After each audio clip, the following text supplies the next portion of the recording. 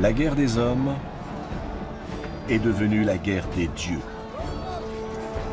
Le chaos qui règne entre Grecs et Troyens s'étend désormais à l'Olympe.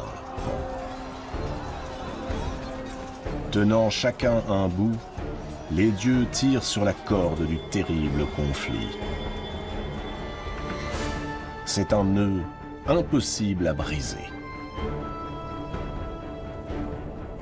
Arès a été blessé par Athéna, tout comme Aphrodite.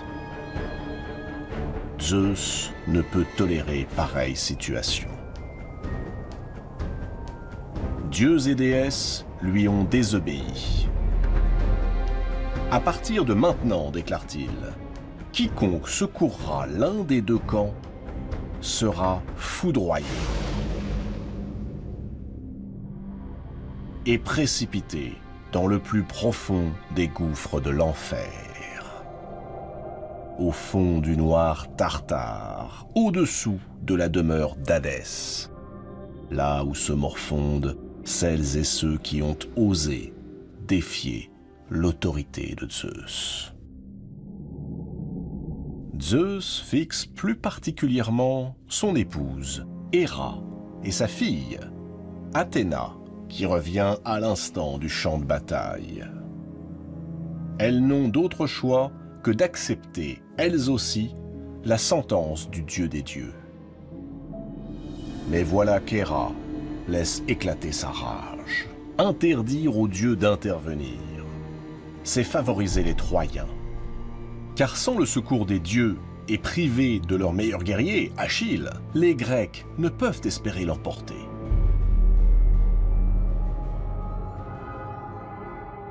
Arès, galvanisé par la colère de sa mère Héra, demande à Zeus, sur un ton de reproche, combien de temps encore il tolérera que sa fille Athéna manipule les hommes pour s'en prendre aux immortels.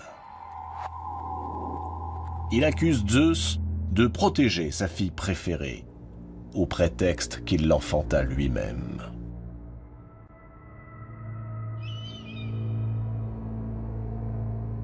Zeus rabroue vertement Arès. Il lui ordonne de quitter l'Olympe et de se rendre auprès d'Asclépios, le dieu guérisseur, pour y soigner ses blessures. Il menace le dieu de la guerre d'un séjour aux enfers s'il ose encore s'exprimer.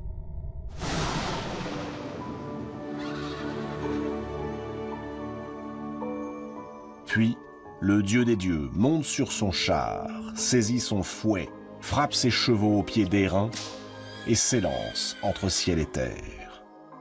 Nul ne sait où il se rend, ni ce qu'il trame. Mais, à voir l'expression de son visage, il est clair qu'il n'a nullement l'intention de se cantonner au rang de simple spectateur.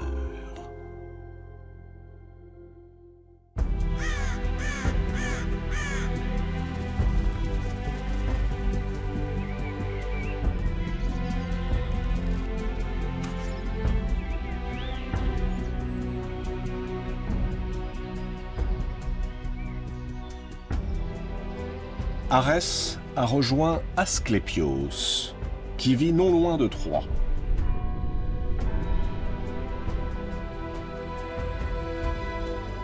Le dieu guérisseur est fils d'Apollon. Deux de ses fils ont pris part à la guerre contre les Grecs et sont déjà tombés sous les coups du redoutable Achille.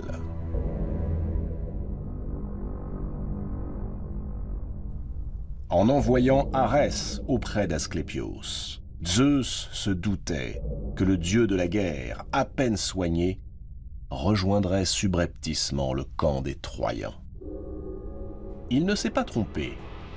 Arès entend se venger d'Athéna et de son père, quand bien même son destin serait d'être frappé par la foudre de Zeus, d'être couché avec les morts.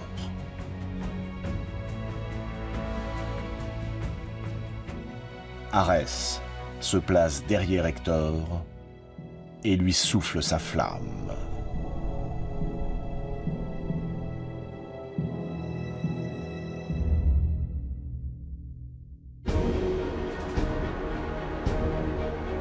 Hector, à la tête de ses cavaliers, reprend l'offensive. Et rapidement, les Grecs battent en retraite. Même le terrible Diomède semble épuisé par l'assaut qu'il a si courageusement mené. Et jusqu'à la nuit tombée, les Troyens acculent les soldats d'Agamemnon au rivage, tout près de leur navire.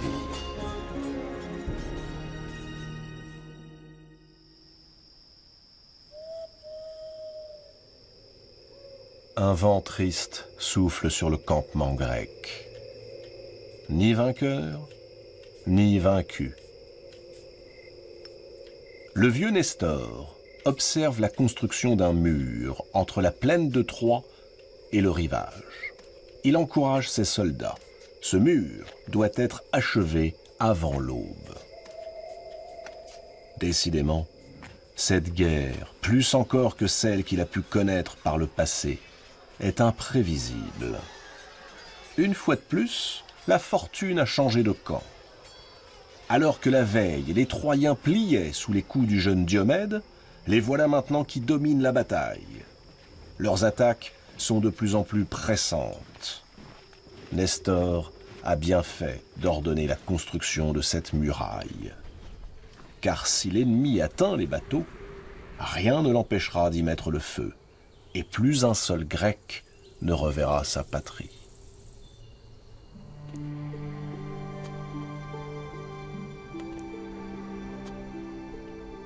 Un homme vient de franchir le seuil du palais de Priam. Il marche lentement. Son grand âge l'oblige à s'appuyer sur une canne. Il s'appelle Anténor. C'est le beau-frère du roi. Après s'être incliné devant le souverain, il jette un rapide coup d'œil sur ceux qui sont présents.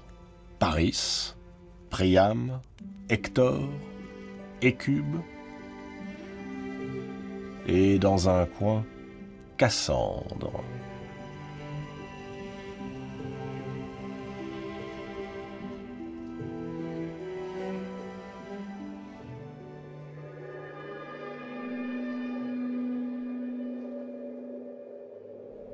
Le vieil homme vient une fois encore demander que l'on rende Hélène à son époux et que l'on verse aux Grecs tous les tributs qu'ils réclament. Il ne fait que porter la parole du peuple. Ce peuple de Troie, qui depuis 10 ans résiste aux Grecs, est épuisé. Des veuves et des orphelins, voilà le royaume sur lequel Priam règne désormais. Tant de glorieux héros ont rejoint la terre des morts.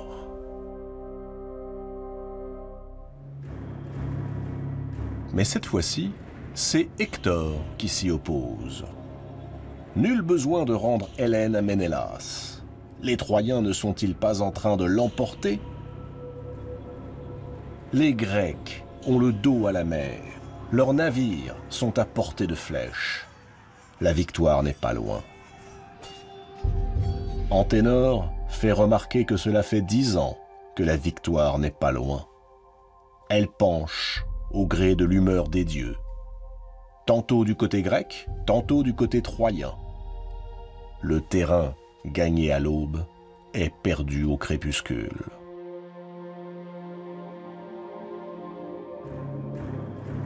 Paris, offusqué, réitère son refus de rendre Hélène.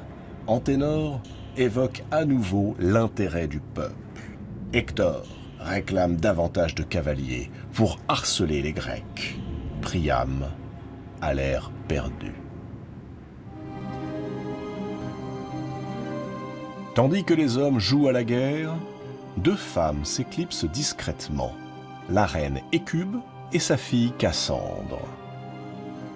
Cassandre possède l'art de prédire l'avenir, mais parce qu'elle a refusé les avances d'Apollon, le dieu de la lumière l'a condamnée à n'être jamais crue par personne. Cassandre l'a vu. Si Paris ne rend pas Hélène à Ménélas, alors Troie brûlera. Et sa mère le sait, mieux que personne.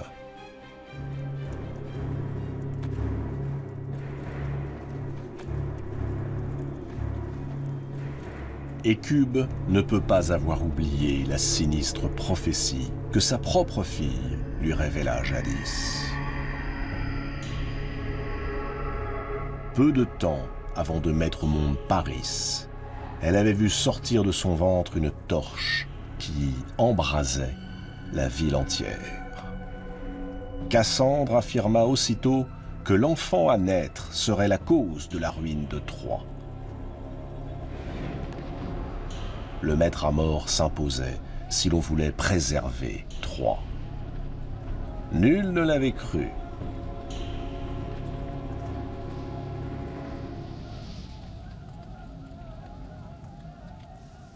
Hécube et Priam, effarés, accusèrent Cassandre de ne pas aimer son nouveau frère.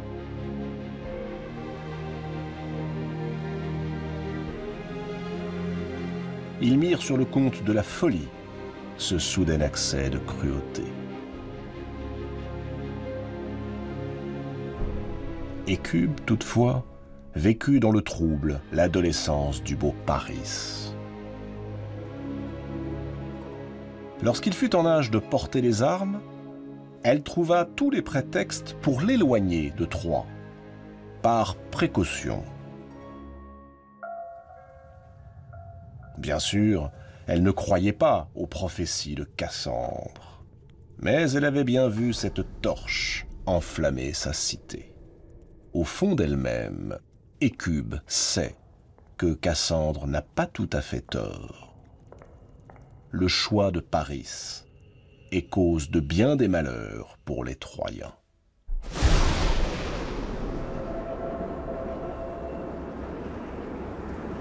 Un vent terrible se met soudain à souffler le long du mur construit par les Grecs. La mer et le ciel, jusque-là si calmes, sont déchaînés. Il faut bouger les tentes, déplacer le campement loin des flots tumultueux.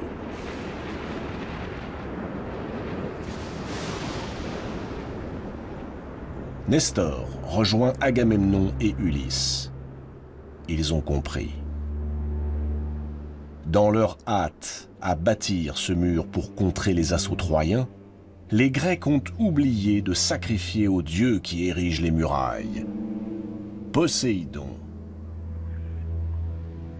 Lui, le bâtisseur de l'invincible muraille de Troie, ne peut supporter que de simples mortels construisent un mur, sans même honorer son nom.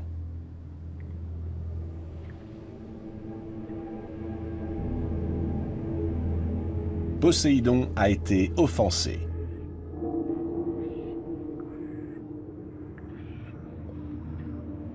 Les trois rois blêmissent. Ils savent combien le dieu de la mer et des océans est ombrageux. Il punit tous ceux qui oublient de sacrifier à son culte.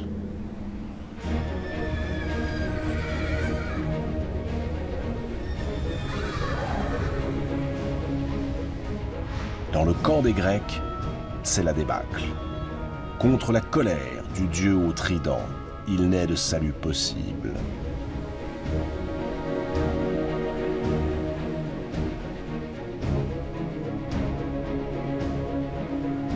Les plus farouches soldats tombent à terre, implorent la clémence du dieu marin.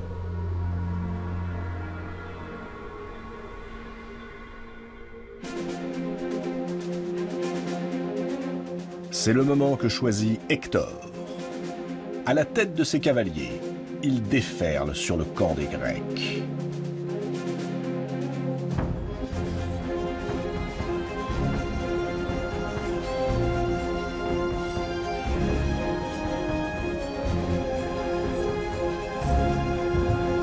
Les Troyens semblent mus par une force invincible. Et chaque fois que leurs ennemis tentent de résister, une série d'éclairs les foudroie. La muraille qui sépare la plaine des nefs n'est plus très loin. Bientôt, les navires seront à portée de flamme des archers d'Hector et la flotte grecque sera perdue. Dans la mêlée, le vieux Nestor tombe à terre. Il est blessé. Il n'y a personne pour lui porter secours. Diomède, le jeune roi d'Argos, se précipite vers Nestor et le hisse sur son char. Il s'élance avec une telle fougue qu'il est sur le point de repousser les premiers cavaliers troyens. Mais une nouvelle série d'éclairs frappe ses chevaux, qui se cabrent et le précipitent à terre, lui et le vieux Nestor. Par 3 fois, Diomède remonte sur son char, fait volte-face et se présente devant le fils de Priam. Par 3 fois, l'éclat du tonnerre le rejette en arrière.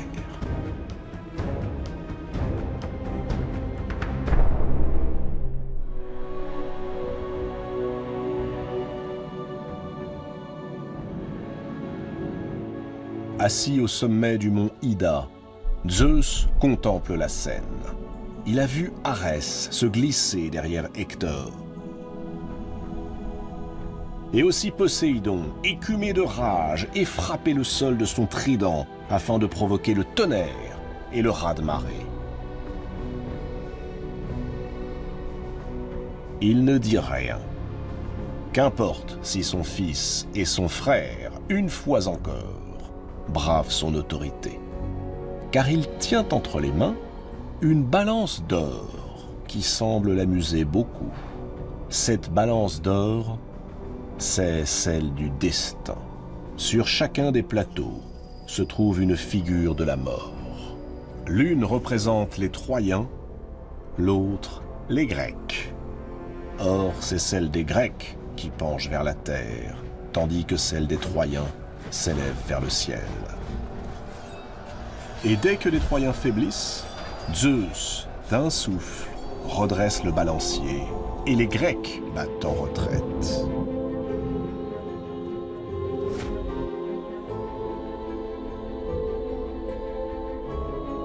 S'il a interdit aux dieux de prendre parti dans la guerre de Troie, c'est pour mieux servir ceux dont il veut la victoire.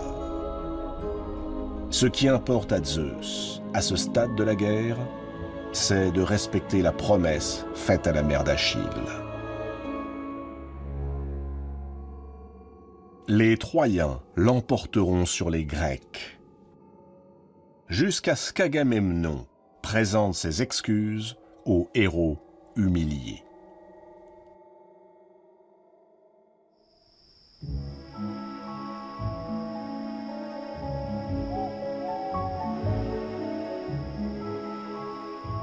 La nuit tombe. Les deux armées doivent cesser le combat.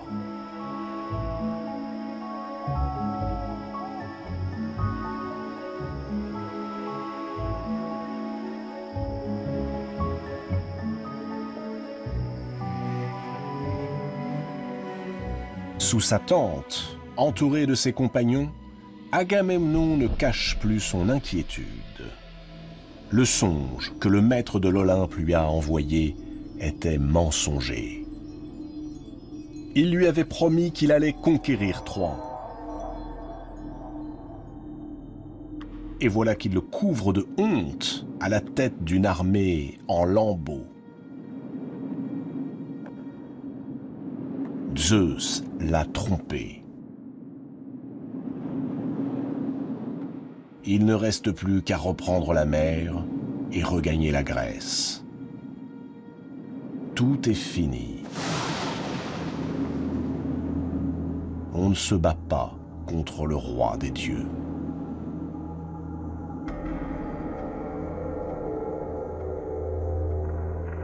Ajax, Ulysse, Ménélas, tous les rois fixent le sol dans un mutisme total.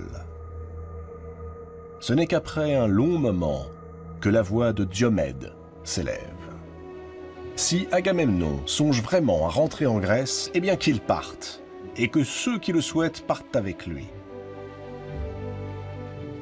Nul ne les retiendra, mais lui, le jeune roi Diomède, restera, et il y en aura sûrement d'autres pour se rallier à lui.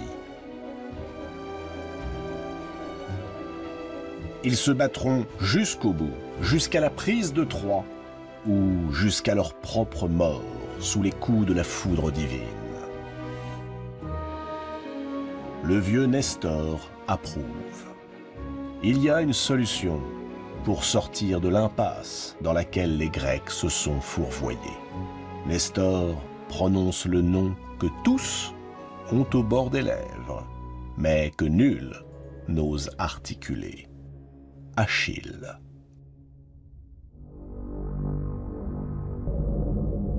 L'heure est venue pour Agamemnon de réparer l'outrage qu'il a fait subir aux héros. En lui enlevant Briséis, cette jeune fille qu'il considère comme la récompense de sa bravoure au combat, il a provoqué le retrait d'Achille. Sous sa tente, Achille attend, irrité contre son propre camp, que le roi des rois revienne sur sa décision et lui présente ses excuses.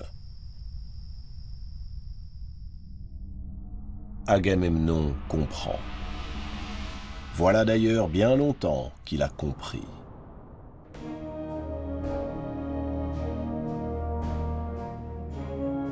Sans Achille et son armée, les fiers Myrmidons, les Grecs n'ont aucune chance d'inverser le cours de la guerre. Il déteste cette idée, mais il n'a plus le choix. La mort dans l'âme, il annonce qu'il est non seulement disposé à rendre Briséis, mais à combler Achille de présents. Tous saluent la décision du roi de Mycène.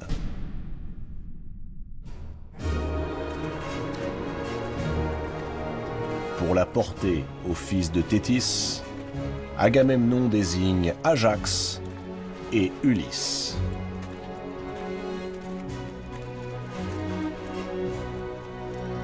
Achille est là, sous sa tente, allongé sur des coussins. À ses côtés, Patrocle, son fidèle ami. Surpris, Achille pose sa lyre. Il se lève et interroge les deux rois sur la raison de leur visite. C'est Ulysse qui prend la parole. Il sait que si Achille ne se résout pas à calmer la colère qui l'anime, il regrette en son cœur le tumulte de la bataille. Alors, Ulysse décrit à Achille la tragédie que vivent les Grecs depuis qu'il s'est retiré du combat.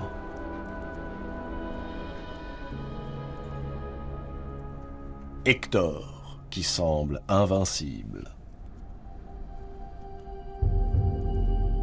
La flotte, qui risque d'être incendiée. La fin, qui approche. Il marque une pause, et encouragé par le silence d'Achille, il lui transmet l'offre d'Agamemnon, énumérant tous les présents que le roi des rois dépose à ses pieds, si le héros accepte de revenir se battre à leur côté. Achille acceptera-t-il de dompter sa grande colère? Le silence retombe. Ulysse fixe Achille. Les cœurs sur cette partie de la terre battent plus fort.